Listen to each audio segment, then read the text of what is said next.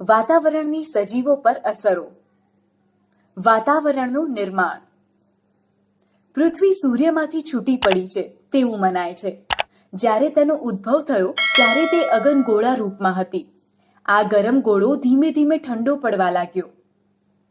ઠંડો પડતા તેમાં રહેલા તત્વો પ્રવાહી, ઘન અને વાયુ સ્વરૂપમાં રૂપાંતર પામવા લાગ્યા. જે તત્વોનું ઘન સ્વરૂપમાં રૂપાંતરણ થયું તેને આપણે મૃદાવરણ તરીકે ઓળખીએ છીએ. પ્રવાહી તત્વો જલાવરણ તરીકે ઓળખાયા અને વાયુ સ્વરૂપમાં રૂપાંતર પામ્યા તે વાતાવરણ તરીકે ઓળખાયા. વાતાવરણ. પૃથ્વીની ચારે બાજુ વીંટળાઈને આવેલા હવાના આવરણને વાતાવરણ કહે છે. પૃથ્વી સપાટીથી તે સેંકડો કિલોમીટરની ઊંચાઈ સુધી વિસ્તરેલું છે. એની ઉપરની સીમા કેટલી ઊંચાઈએ આવેલ છે તે સ્પષ્ટ કહેવું મુશ્કેલ છે. તેમ છતાં પૃથ્વીના ગુરુત્વાકર્ષણની અસર અવકાશમાં જ્યાં સુધી રહેલી છે ત્યાં વાતાવરણ પૂરું થયેલું માનવામાં આવે છે. પૃથ્વી સપાટીથી 32 કિલોમીટરની ઊંચાઈ સુધીના વાતાવરણના પડમાં 99% જેટલી હવા સમાયેલી છે. પૃથ્વી સપાટીથી જેમ જેમ ઊંચે જઈએ તેમ તેમ હવા પાતળી થતી જાય છે. વાતાવરણના વાયુઓ. વાતાવરણ વિના પૃથ્વી પરની જીવસૃષ્ટિનું અસ્તિત્વ અશક્ય છે.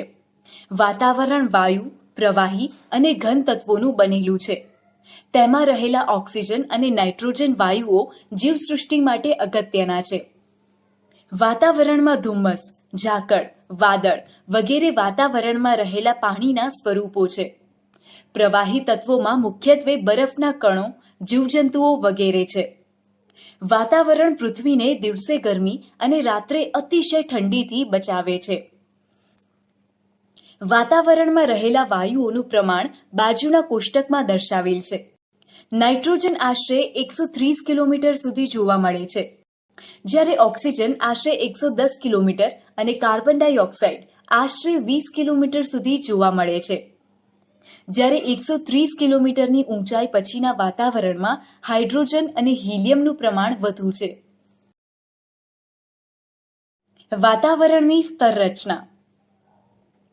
વાતાવરણને પૃથ્વીની સપાટીથી ઊંચાઈ તરફ જતા તાપમાન અને વાયુઓની સંરચનામાં થતા ફેરફારના આધારે અલગ અલગ આવરણ કે સ્તરોમાં વિભાજિત કરવામાં આવે છે. આ ફેરફારના આધારે તેના 4 પેટા આવરણો પાડવામાં આવે છે. પહેલો, ક્ષોભ આવરણ. બીજો, સમતાપ આવરણ. ત્રીજો, મધ્યાવરણ. ચોથો, ઉષ્માવરણ. પહેલો, ક્ષોભ આવરણ. પૃથ્વીને વીંટળાઈને આવેલા વાતાવરણના પ્રથમ આવરણને ક્ષોભ આવરણ કહે છે. વિષુવવૃત્ત પર તે આશરે 16 કિલોમીટર, સમશીતોષ્ણ કટિબંધ પ્રદેશોમાં આશરે 12 કિલોમીટર અને ધ્રુવો પર આશરે 8 કિલોમીટર ઊંચાઈ સુધી ફેલાયેલું છે. ઋતુઓ મુજબ તેમાં ફેરફાર થાય છે. આ આવરણ જીવસૃષ્ટિ માટે ખૂબ જ મહત્વનું છે. વાતાવરણના તોફાનો, અવાજના તરંગો, હવાની સંરચના, વીજળી, વરસાદ, વાદળો વગેરે આ આવરણમાં અનુભવાય છે. આ આવરણમાં પ્રતિ 1 કિલોમીટરની ઊંચાઈએ આશરે 6.5 ડિગ્રી સેલ્સિયસના દરે તાપમાન ઘટે છે. જે ઊંચાઈએ પહોંચતા તાપમાન ઘટતું અટકી જાય છે તે સીમાને ક્ષોભ સીમા કહે છે. બીજો, સમતાપ આવરણ.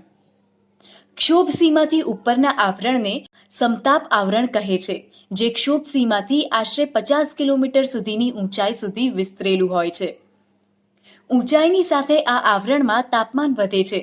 આ આવરણમાં ઋતુઓ, વાદળ, વરસાદ, ચક્રવાત વગેરે જોવા મળતા નથી. અહીં હવા સ્વચ્છ અને પાતળી છે, જેથી જેટ વિમાનો ઓછા અવરોધ અને ઝડપથી ઉડી શકે છે. આ આવરણમાં આશરે 15 થી 35 કિલોમીટરની ઊંચાઈએ ઓઝોન વાયુનું પ્રમાણ વધુ જોવા મળે છે, જે સૂર્યના અત્યંત ગરમ પારજાંબલી કિરણોનું શોષણ કરે છે. ત્રીજું, મધ્યાવરણ. સમતાપ આવરણની ઉપર આશરે 80 કિલોમીટરની ઊંચાઈ સુધીના વાતાવરણના ભાગને મધ્યાવરણ કહે છે. તેમાં ઊંચાઈ પર જતા તાપમાન ઘટતું જાય છે.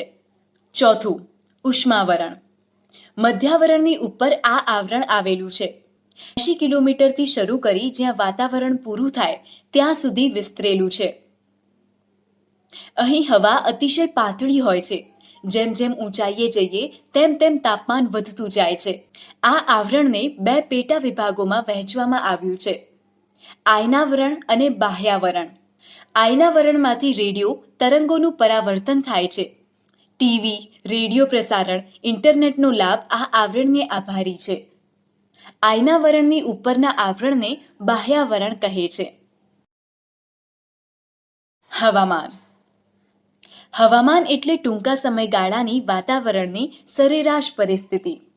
કોઈ પણ સ્થળ, પ્રદેશનું હવામાન તાપમાન, ભેજ, વરસાદ, હવાનું દબાણ, ધુમ્મસ કે વાદળોના આધારે નક્કી થાય છે. હવામાન સવાર, બપોર, સાંજ કે રાત્રિનું અલગ હોઈ શકે. હવામાન વાતાવરણની ટૂંકા ગાળાની પરિસ્થિતિ હોય તેમાં સમયાંતરે ફેરફાર થતો રહે છે.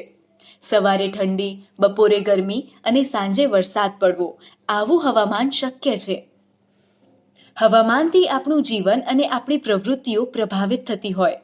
દેશનું હવામાન ખાતું હવામાનના સમાચાર અને હવામાનના નકશા રોજ બહાર પાડે છે. આબોહવા. સામાન્ય રીતે કોઈ પ્રદેશની 35 કે તેથી વધુ વર્ષોની સરેરાશ હવામાનની સ્થિતિ એટલે આબોહવા. આબોહવા સ્થાનિક પરિસ્થિતિને ધ્યાનમાં રાખીને નક્કી કરવામાં આવે છે.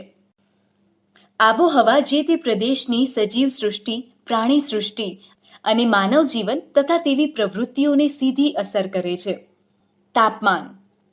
હવામાં રહેલ ગરમીની સપાટીને તાપમાન કહે છે. વાતાવરણના તાપમાનમાં દિવસ અને રાત્રિ દરમિયાન જ ફેરફાર અનુભવાય છે.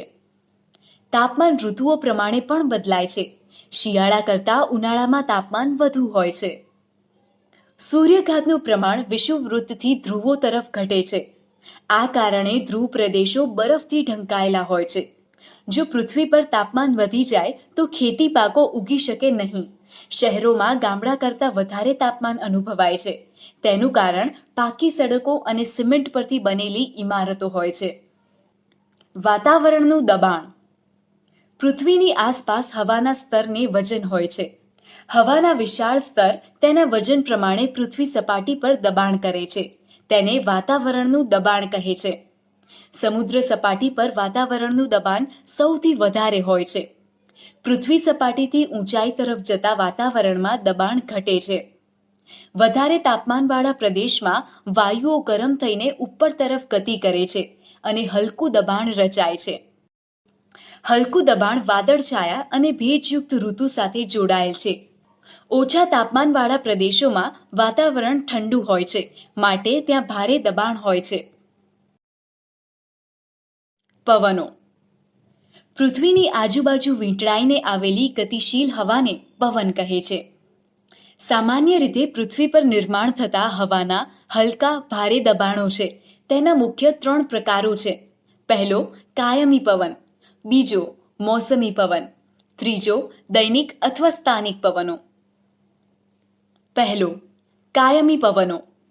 પૃથ્વીની સપાટી ઉપર કેટલાક ભાગમાં બારેમાસ નિશ્ચિત દિશામાંથી પવનો વાય છે, જેને કાયમી પવનો કહે છે. કાયમી પવનોમાં વ્યાપારી પવનો, પશ્ચિમિયા પવનો અને ધ્રુવીય પવનોનો સમાવેશ થાય છે. બીજો, મોસમી પવનો. પૃથ્વીની સપાટી ઉપર કેટલાક પવનો ઋતુ પ્રમાણે વાય છે અને તેની દિશા ઋતુ પ્રમાણે બદલાય છે. તેને મોસમી પવનો કહે છે. ભારત, મ્યાનમાર, બાંગ્લાદેશ વગેરે દેશોમાં આ પ્રકારના પવનો વાતા હોવાથી આ દેશોને મોસમી પવનોના દેશ કહેવાય છે. ઉનાળામાં નૈઋત્યના પવનો અને શિયાળામાં ઈશાન ખૂણેથી વાતા પવનો આ પ્રકારના પવનના ઉદાહરણ છે. ત્રીજો, દૈનિક અથવા સ્થાનિક પવનો. પૃથ્વીની સપાટી ઉપર કેટલાક પ્રદેશમાં ટૂંકા સમય માટે હવાના દબાણમાં થતા ફેરફારના કારણે ઉદ્ભવતા પવનોને દૈનિક કે સ્થાનિક પવન કહે છે. સ્થાનિક પવનોના ઉદાહરણ તરીકે દરિયાઈ જમીનની લહેરો, પર્વત અને ખીણની લહેરો, લૂ અને શીતલહેર વગેરે છે. ભેજ. સમુદ્રો અને જળાશયોમાંથી પાણીનું બાષ્પીભવન થતાં તેનું વરાળમાં રૂપાંતર થાય છે. તેને ભેજ કહે છે.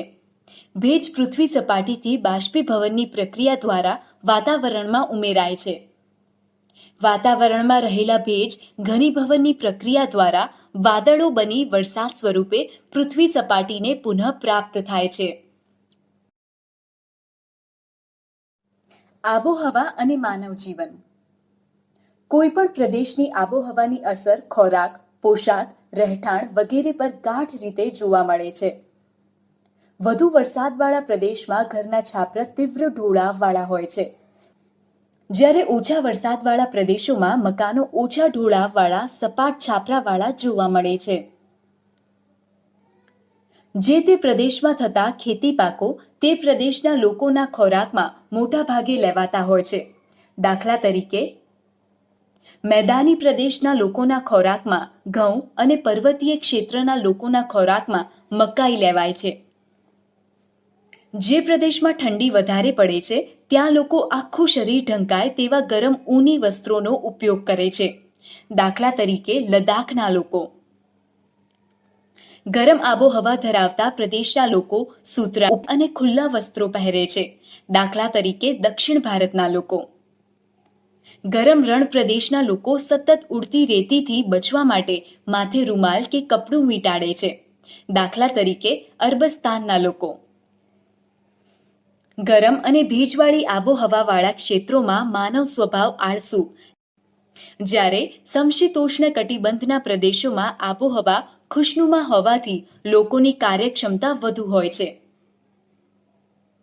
મોસમી આબોહવાના પ્રદેશોમાં વર્ષા ઋતુ સિવાયના સમયમાં વિવિધ સામાજિક પ્રસંગોની ઉજવણીનું પ્રમાણ વિશેષ જોવા મળે છે. કુદરતી વનસ્પતિ અને પ્રાણીઓ સૃષ્ટિ.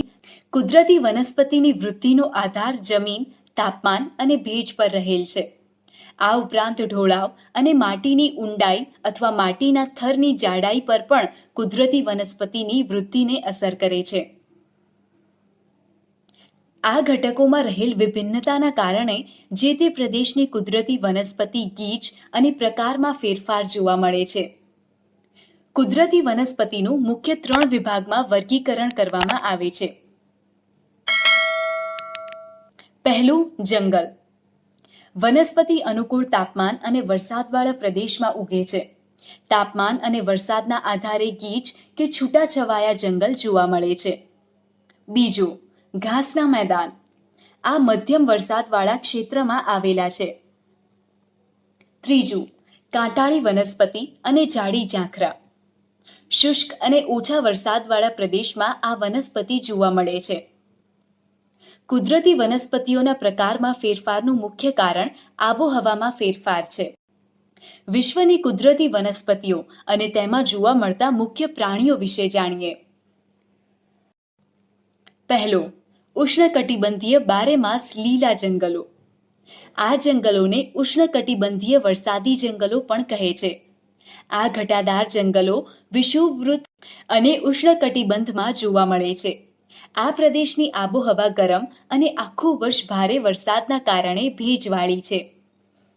આ પ્રદેશની વનસ્પતિના પાંદડા એકસાથે ન ખરતા હોય તે બારેમાસ લીલા રહેતા હોય તેને બારેમાસ લીલા જંગલો કહે છે. આ જંગલમાં રોઝવુડ, અબનુસ, મોગની વગેરે જોવા મળે છે.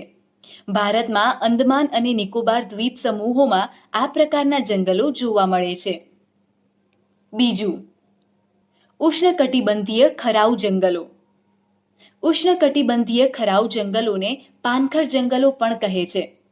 આ પ્રદેશમાં આબોહવા ગરમ અને વરસાદની માત્રા ઓછી હોય છે.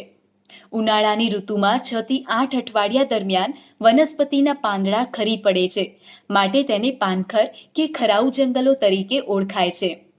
આ જંગલમાં કઠણ અને ઇમારતી લાકડું આપતી વનસ્પતિઓ જેવી કે સાગ, સાલ, લીમડો, સીસમ વગેરે થાય છે. આ જંગલો ભારતના ઉચ્ચ પ્રદેશ, ડુંગરાળ પ્રદેશ, ઉત્તર ઓસ્ટ્રેલિયા અને મધ્ય અમેરિકાના મોટા ભાગમાં આ પ્રકારની વનસ્પતિઓ જોવા મળે છે. આ જંગલોમાં વાઘ, એશિયાઈ સિંહ, હાથી, સોનેરી વાંદરા, માકડા વગેરે પ્રાણીઓ જોવા મળે છે. આ પ્રદેશમાં મોર, બાજ, પોપટ, કાબર, કબૂતર, મેના વગેરે પક્ષીઓ મોટી સંખ્યામાં જોવા મળે છે. ત્રીજું, સમશીતોષ્ણ બારેમાસ લીલા જંગલો. આ પ્રદેશનું તાપમાન સમ અને વરસાદ વધારે પ્રમાણમાં પડતો હોય છે. આ પ્રદેશમાં બારેમાસ લીલા જંગલો જોવા મળે છે. આ જંગલો દક્ષિણ પૂર્વ અમેરિકા, દક્ષિણ ચીન અને દક્ષિણ પૂર્વ બ્રાઝિલમાં તેમજ ભારતના ઉત્તર પૂર્વ પર્વતીય પ્રદેશમાં આ જંગલો જોવા મળે છે. આ જંગલમાં વાંસ, ચેડ અને નીલગિરી જેવી મુખ્ય વનસ્પતિઓ થાય છે. આ જંગલોમાં હાથી, એક શીંગી ગેંડો વગેરે પ્રાણીઓ જોવા મળે છે. ચોથું, સમશીતોષ્ણ ખરાઉ જંગલો. આ જંગલો કર્કવૃત્તની ઉત્તર અને મકરવૃત્તની દક્ષિણ બાજુના પ્રદેશોમાં જોવા મળે છે. આ જંગલો ઉત્તર પૂર્વ અમેરિકા, ચીન, ન્યૂઝીલેન્ડ, ચીલી અને પશ્ચિમ યુરોપ તેમજ ઉત્તર ભારતમાં પણ જોવા મળે છે. આ જંગલમાં ઓક, મેપલ જેવી મુખ્ય વનસ્પતિઓ જોવા મળે છે. આ જંગલોમાં હરણ, શિયાળ, વરુ જેવા પ્રાણીઓ જોવા મળે છે. પાંચમું, ભૂમધ્ય સાગરના જંગલો. આ જંગલો ભૂમધ્ય સાગર નજીકના પ્રદેશમાં જોવા મળે છે, જે મોટા ભાગનો યુરોપ, આફ્રિકા, એશિયા ખંડમાં જોવા મળે છે. આ પ્રદેશની આબોહવા ઉનાળામાં ગરમ શુષ્ક, શિયાળામાં ઠંડી અને ભેજવાળી હોય છે.